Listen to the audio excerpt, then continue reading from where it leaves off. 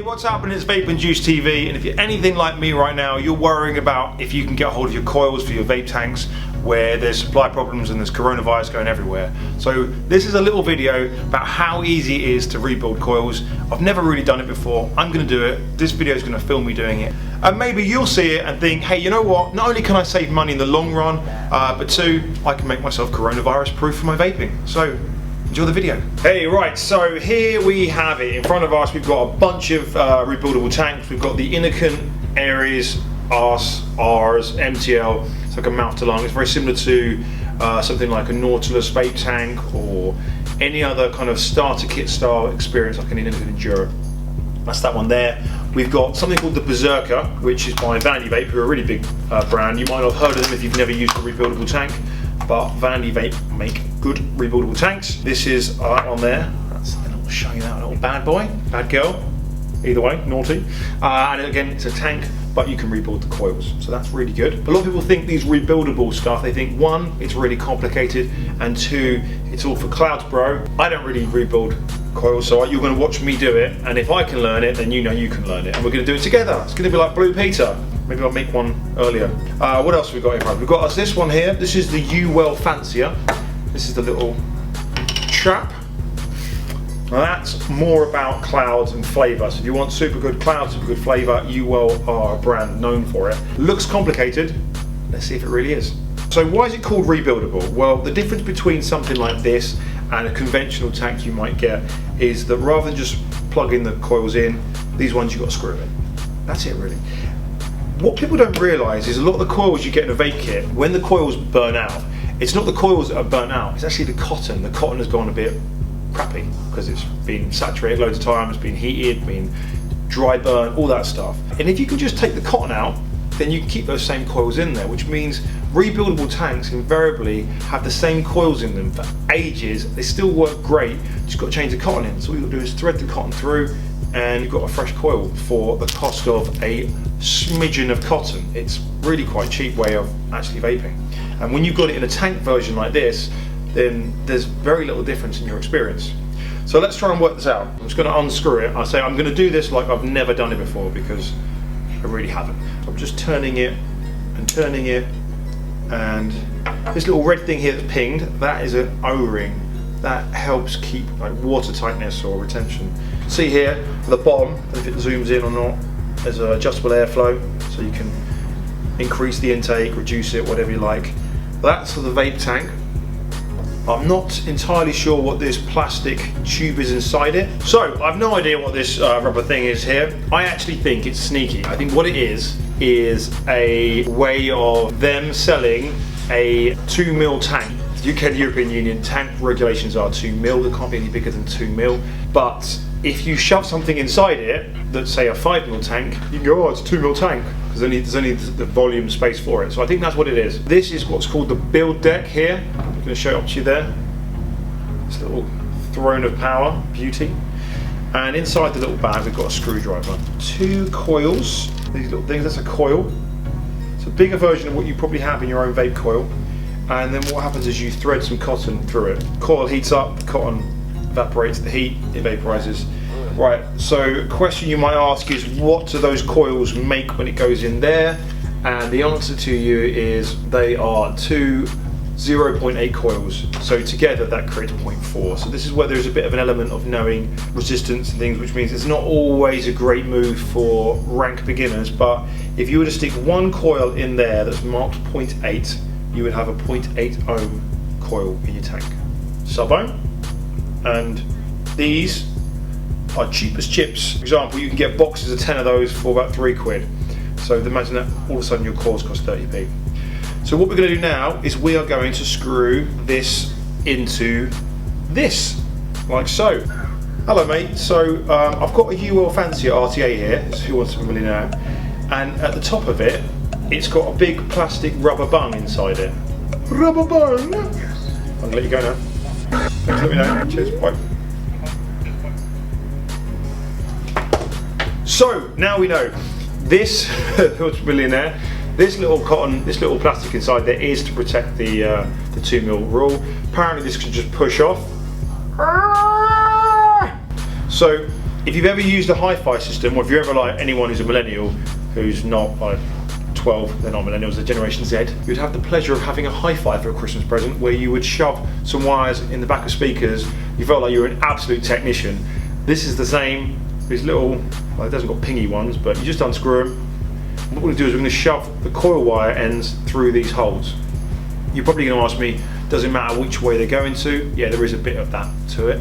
But we're going to then tighten them back up and they'll hold it in place. Now I'm going to tell you, I'm going to find out first which ones go where. So what we've got here, the answer is, apparently here, let's take this off. So we're going to shove, something I do know and it's worth noticing, if the metal is touching the metal it will short and it won't fire. But we can play around with that. But there you go, so what I'm doing first is I'm bringing the coil, look here, one on one side, one on the other side, and then we're going to tighten it up.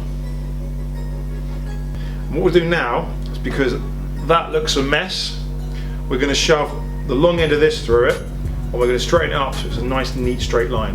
You could in theory get away with using this now as the 0.8 coil. The reason why I said earlier on, you put two of these in, two 0.8 to create 0.4, it's just basic Ohm's law. Just basic Ohm's law really. We've got a video, we haven't got a video, we've got a blog post all about Ohm's law, safety, what Ohm's law is, what is this thing I keep saying. I'm going to put it in the comments below, or the description below, so you can read it. It's like an ultimate guide to battery safety. Because battery safety is really important when you're playing around with electronics. But I don't want you to be scared. If you just use that coil like that, that's marked as 0.8, it is 0.8. No different to the coils you normally put in there. The difference is all I need to change is the cotton that goes through this, put the lid back on, and then I've got a 0.8 ohm resistance coil that is good for weeks, months maybe. Some people like to clean them up a little bit, but that's it. So you wouldn't even have to be screwing all the time. Screwing all the time. So now what we've got here is we've got the coil in, and we've got these flappy bits of wire here.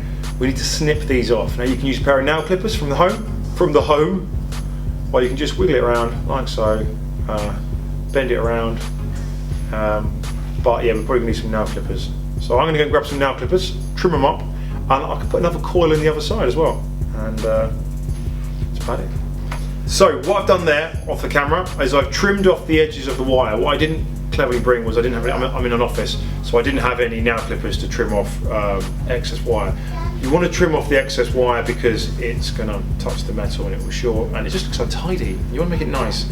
So I put the other wire in the other side, and then I shove this wire through here like this, screw, and I just straighten it up so it's nice and neat. And you'll see why it needs to be neat now. Look through a pair of binoculars. Hello there! Right, they're your coils. That is the coil you have in your vape kits, minus cotton. Now this particular tank comes with cotton. Or you can buy a pack like this, it's called cotton bacon. It's got no bacon, there's no pigs involved in the manufacturing of this. It's called cotton bacon because it looks like strips like this basically. You tear it down. Right, so this is called organic cotton, Muji cotton you might see out there as cotton bacon, and you literally just tear bits off. What we're doing here is we're creating the cotton. The cotton absorbs the juice, the coil heats up, boom, you've got e-liquid vaporized. Got this, we're going to roll it up. Now I'm going to end up putting an excess in there, but it's not the end of the world. So now we've got cotton either going through the coil, and we want to do that to both sides. Right, so we've got basically a finger's width, a very small person's finger width of it sticking out, and then we're going to tuck it under. The reason why you want to have a bit more cotton than just the width of the coil is why not? Because it absorbs it more, which means you get more vape. I don't know, maybe you do. I just see people do this, so there you go. That's what you do. That's one coil, one cotton. After a while, a few days or whatever, so when you normally take your coil out of your tank, you unscrew the coil and you put a fresh one in, right? Well, you haven't got to change this metal coil, you just got to change the cotton. So if a coil costs you between 3 and 5 quid or whatever the price is, this bit of cotton does not cost between 3 and 5. This whole packet costs 3 quid. So you just change your cotton change it every day if you want. Imagine having that. Imagine having a coil that costs about 20p to you. You can change it every single day.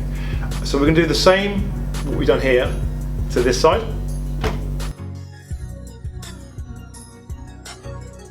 So there we go. Alright, so we have rebuilt this coil deck from nothing. Basically Christopher Wren.